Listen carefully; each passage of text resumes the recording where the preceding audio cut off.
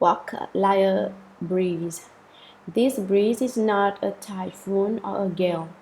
If you walk like you are running, then you have turned into a gale. If not a typhoon, do not do that. Walk like a light breeze that does not even stir up waves in the water. The light breeze is slow and does not blow over water and create waves. Stand like a pine. Stand as straight as a pine tree. Don't shrug back your neck and look lethargic or sleepy. Stand with your chest out and back straight. Looking down at the ground when you walk is like looking at the house. Do not walk with your head too high up either. Let it be natural but straight. This is standing among the four great compartments. Also, don't look around when you walk, glancing front and back, looking left and right. The police will think this person must want to steal, to crack someone's door open. They will pay attention to you, so don't glance about. Sit like a bell. Recline like a bow. Recline like a bow with the right hand palming your chin and the left on the side of your hip. This is an auspicious posture for reclining. Curl your legs slightly like a bow. There are 250 rules of comportment for each type of major comportments: walking, standing, sitting, and lying down. There are 250 for walking, 250 for sitting, 250 for lying down, and 250 for standing. These are very detailed, so there are as many as 250 for each type. See, it's not so easy. Add 250 for each type together makes a total of 1000. There are three sets of 1000. 1000 for the past, 1000 for the present, and 1000 for the future. These are the 3000 rules of comportments. Since Vinaya Master Tao Xuan kept the precepts strictly and agreed with the 3000 forms of comportment and 80,000 minor conducts, which so moved the heavenly beings that they brought him food. When he cultivated, he did not speak or laugh casually. You had to speak to him according to the rules of the Vinaya for him to respond. If you did not, he would not speak. He did not laugh easily, but he did not cry, get angry, or pout either. He was just natural all the time. He was not in any particular state of joy, anger, sadness, or happiness. What kind of person does not have any joy, anger, sadness, or happiness? A wooden person. A wooden sculpture has no joy, anger, sadness, or happiness. He was not happy or upset. He did not cry or delight.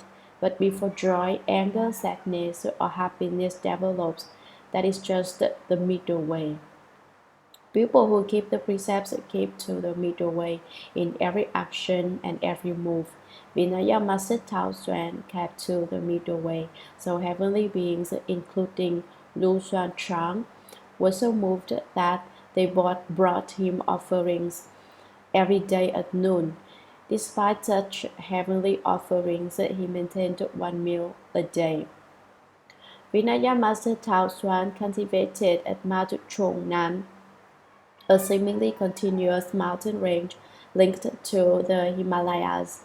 I hear that Mount Chongnan in China has many seasoned cultivators who cultivated and became enlightened there. There are many wolves and tigers there too, but they do not obstruct monastic cultivators. In fact, they act as supporters of the Dharma. Vinaya Master Tao Xuan cultivated there, living in a straw hut while heavenly beings presented him with offerings. At that time, Dharma Master Kuei Chi had 4 stars. What was it? He said, I have tried all the most delicious foods in the human realm, whether vegetarian or not. I have tried them all, I have not tried food from the heavens. Vinaya Master Tao Xuan has heavenly beings bringing him offerings. Let me go there for lunch. For this reason, he went to Matrunan to see Vinaya Master Tao Xuan. Dharma Master Kuei Chi was a national master too. He was a very intelligent disciple of Dharma Master Xuan Chang of the Consciousness Only School. At that time, 800 or 900 monks translated sutras together. He was a key player. In any case, he went there early for lunch, since Vinaya Master Tao Xuan only eats lunch. But he waited and waited, lunchtime, afternoon, evening, no one offered any food. Both Vinaya Master Tao Xuan and Dharma Master Kuei Chi did not have any food to eat. Dharma Master Kuei Chi loved to eat excellent food, so he could not tolerate going without food for a day. This was no small distress. You say heavenly beings offer you food every day. How come there is nothing now that I am here? Did you brag? Did you lie? Vinaya Master Tao Xuan said, say what you will. You may say I lie, but I know whether I lie or not. Dharma Master Kuei Chi said he lied, but he did not argue back. Dharma Master Kuei Chi waited until nightfall, so he spent the night at the straw hut because it got be too dark to walk. So there was a fat monk and a skinny monk.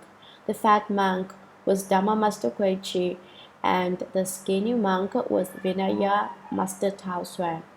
Although Vinaya Master Tao Xuan ate heavenly offerings daily, he was not fat. Although Dharma Master Kuei Chi did not eat heavenly offerings every day, he was very fat. He enjoyed eating, so he was always telling the cook to think up some excellent dishes. Dharma Master Kuei Chi did not meditate or investigate dhyana, but fell on the bed and slept. As soon as he fell asleep, he was snoring thunderously. Vinaya Master Tao Xuan meditated and did not snore.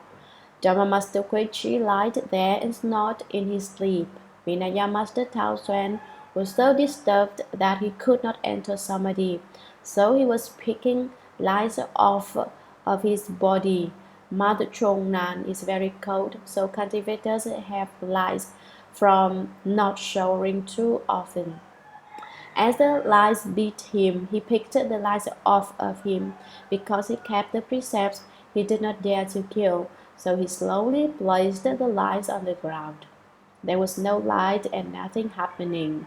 Dharma Master Kuei Chi fell asleep too, so he did not know at all. Vinaya Master Tao Xuan continued to meditate. The next morning, Vinaya Master Tao Xuan told Dharma Master Kuei Chi, hey, how come you do not cultivate at all? You don't meditate, you don't do any practice. You lie down and sleep at night, snoring loudly and talking in your sleep. I could not meditate or enter samadhi. Dharma Master Kuei Chi said, you say I have no cultivation, but I think you don't. You say heavenly beings bring you offerings, but since I have been here, I have not seen any heavenly being. Last night, instead of doing your practice, you were picking lies. You picked 2 lies. If you had pinched them dead, then never mind, but you placed them on the ground. One fell down and died, and the other broke 2 legs. The dead louse went to King Yama to see you. King Yama was planning to send some ghosts over to capture you for questioning, but I spoke on your behalf. I told you that you are a cultivator and hope that King Yama will forgive you. I told those 2 lies to fight their next birth. This is how you were saved from your troubles, and you actually tell me that I disturbed you, preventing you from cultivating. I think you have no cultivation whatsoever.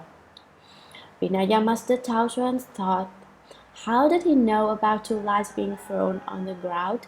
There were no lies on or anything. How did he know? He did not dare to argue because he keeps the precepts, so he did not speak to people casually. He simply remained patient with what other people say about him. He did not argue back or defend.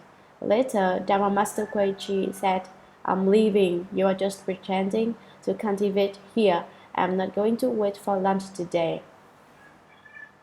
By noon, heavenly being Lu Xuanchang brought offerings to Vinaya Master Tao Xuan. Vinaya Master Tao Xuan, somewhat unhappy, said, "Why did you not bring any food yesterday?" Lu Xuanchang immediately knelt down and said, "Vinaya Master, it's not that I did not make offerings yesterday, but when I did, I could not enter your hut. More than a dozen miles radius around this hut shone with golden light that was so bright I could not open my eyes. I could not see the roads in front of me. I asked the local earth Bodhisattva, how come the golden light was so bright up ahead that I could not proceed? The local earth Bodhisattva said, someone in the hut is a Bodhisattva in the flesh, a living Bodhisattva. I circled around a few times yesterday, but could not come in, so I could not bring you offerings. Please forgive me. Vinaya Master Tao Xuan thought, no wonder Dharma Master Koichi is a national master whom even the emperor believes in. He is a Bodhisattva in the flesh. He did not dare to look down on Dharma Master Koichi anymore, so we cannot fathom the state of Bodhisattvas. The sound of Shanti Paramita. We have talked about two of the paramitas among the six paramitas and the myriad conducts in the Buddha Dharma. There are four more. The third is Shanti, which is Sanskrit for patience. There is patience with production, patience with Dharma, and patience with the non-production of Dharma. Something extremely wondrous and filled with joy. If you certify to the patience of non-production of Dharma, then you have really tasted the Dharma, really understood the wonder and the inconceivability of the Buddha Dharma. By being patient, you can reach paramita. By being impatient, you can reach paramita. The sound of Virya Paramita. Virya is also Sanskrit, which means vigor. Some people misunderstand vigor as being diligent with non-Buddhist practices. Actually, those who really understand vigor are diligent with the Buddha Dharma. Diligent with non-Buddhist practices is merely about cultivating useless ascetic practices. There were many heretics in India. One practice that sought to answer outside of themselves, externalist practice, was that they ate grass instead of rice, keeping the cows' precepts, imitating cows. Another externalist practice was to imitate dogs and keep the precepts of dogs. These externalists will not do what dogs refuse to do. They will reject any food dogs reject. They only eat what dogs eat. These are the cows and dogs' precepts. There is another externalist practice of sleeping in a pile of ash. The human body is already unclean, but these externalists pile lots of dust on their bodies and cultivate in the dust. Another externalist practice is to sleep on a bed of nails to show that these externalists can tolerate pain and practice asceticism. These are examples of externalist useless ascetic practices. They think that they're very diligent, but it is actually a deviant form of knowledge and view. It is not proper knowledge and proper view. This kind of diligence is useless. Be vigorous in the area of good karma rather than evil dharma, of good dharma rather than evil dharma. Being diligent with evil dharma is to go against the way. Diligent in doing good dharma, such as bowing to the Buddhas, reciting the sutras, bowing in repentance, reciting the Buddha's name, are about being diligent with the body. Then there is being diligent with the mind. What does it mean by being diligent with the mind? Always cultivating thought after thought, never forgetting to cultivate the paramita of vigor, but always forget your fatigue. Cultivating the Buddha Dharma truly, that way you will not feel tired or hungry.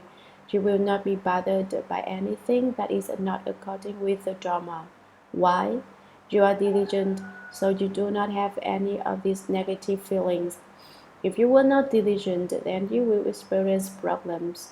You will feel tired and lethargic. You figure you might as well go to sleep. This is not vigor. Vigor is primarily based on what you do, such as cultivating the path of goodness at all times and places. That would be the paramita of vigor. Last summer, when I lectured on the Shuragama Sutra, I explained a four-line gatha. Every monk or nun should remember this four-line gatha. When the Buddha was in the world, monastics recited this four-line gatha every day. They do not forget it at any time. I said this specifically during the summer break. I even think lay people should memorize it. Not to mention how monastics should not forget it. This four-line gatha is guard the mouth and gather in thoughts, make no bodily transgressions, never distress a sentient being, stay far removed from unuseful asceticism. Practitioners like these save the world. Guard the mouth and gather in thoughts, make no bodily transgressions. Do not speak casually or gossip. Watch over the mouth to prevent it from talking about this being good and that being bad, this being delicious and that being bad tasting. Gather in thoughts means to pull in all those thoughts so they do not run left to right. Make no bodily transgressions means not violating any precepts with the body. Always remind oneself that one is a left-home person. Do not violate the rules. Never distress a sentient being. Do not bother or disturb any sentient being. Sentient beings include not only humans, even animals. It is wrong to make any of them upset. Monastics should not distress by any sentient being. Stay far removed from unuseful asceticism. Stay far away from unbeneficial ascetic practices. But do the 12 Dhutanga practices. Avoid those unhelpful practices that do not accord with the Buddha Dharma.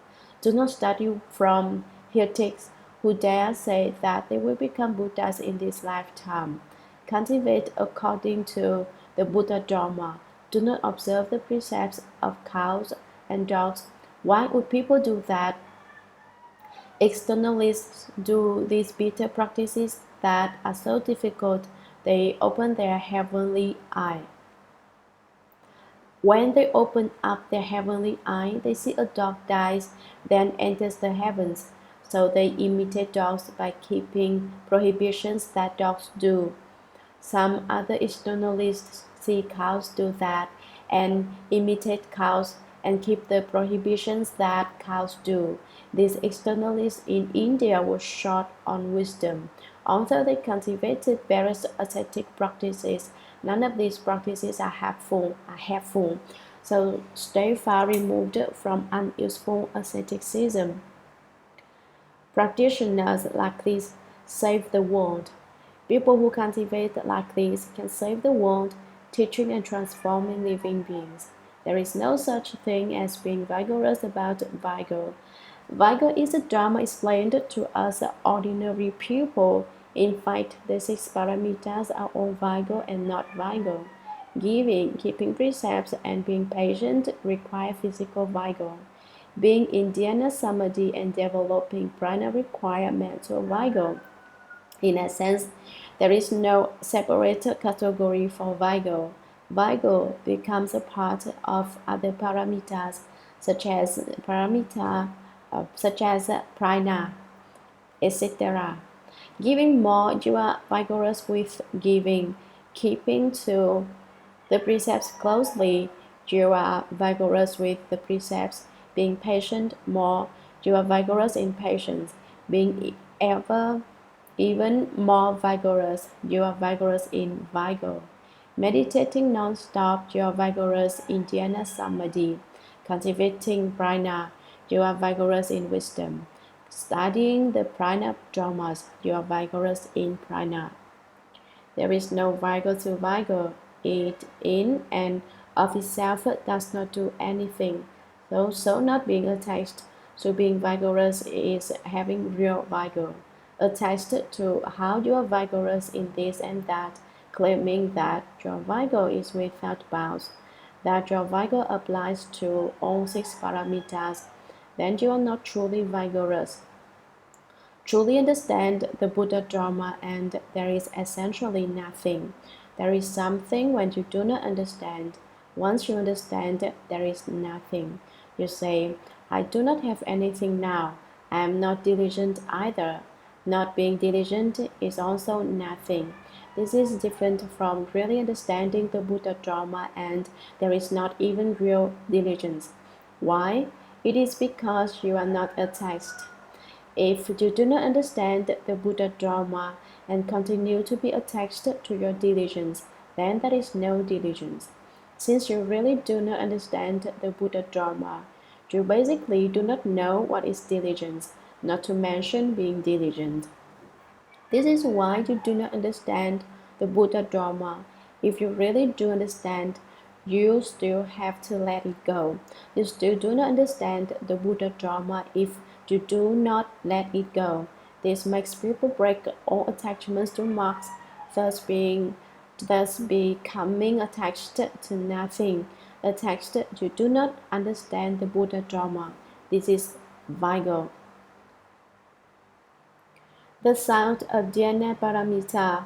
Dhyana is also Sanskrit, which stands for the cultivation of contemplation or quiet deliberation. Dhyana includes the four dhyanas, the 8 samadhis, and the 9 sequential samadhis. There are also secular dhyana, transcendental dhyana, and the most superior form of transcendental dhyana. Secular dhyana are what we ordinary people cultivate.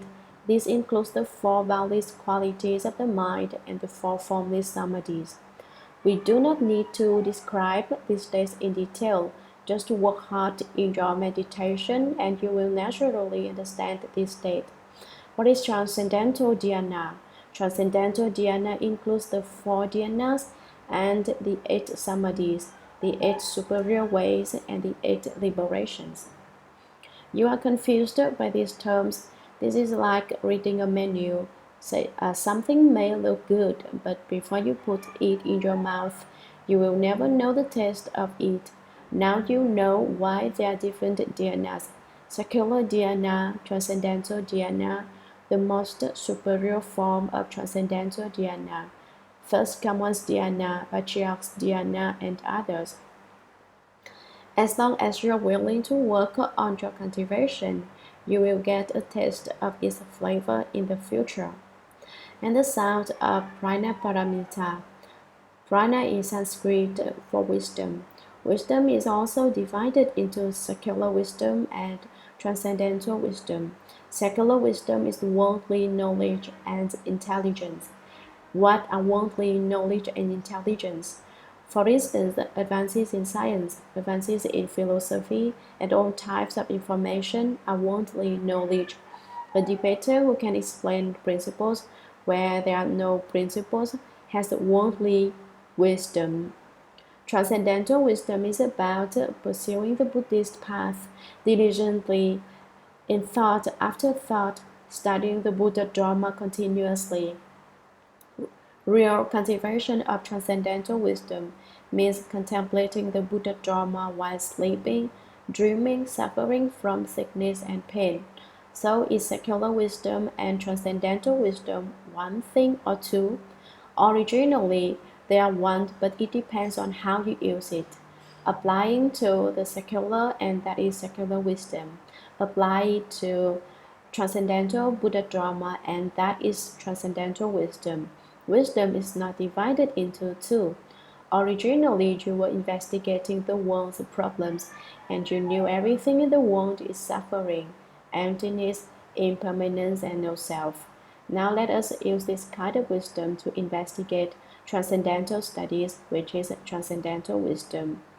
Secular wisdom and transcendental wisdom are not two. Most people enjoy a secular form of wisdom, but not transcendental wisdom. Some people enjoy transcendental wisdom but no secular wisdom. How come? Some people are very intelligent but keep doing muddled things, things they should avoid. Whereas the important things, the question of birth and death, is left untouched and uninvestigated. Some people investigate transcendental questions but do not understand secular dharmas. We must enter the world yet transcend the world, transcend the world and enter the world. Travel freely between the secular and the transcendental. If you understand that entering the world is transcending the world, if you do not understand transcending the world is entering the world. The ancients told us something very useful. Intelligence results from anonymous good deeds. Anonymous good deeds lead us onto the path of intelligence. Try and play smart without believing in anonymous good deed. The smart ends up being misled by their smarts. Why are we intelligent as human beings? It is because in lives past we did many virtuous deeds. What are anonymous good deeds? Anonymous good deeds are not broadcasted.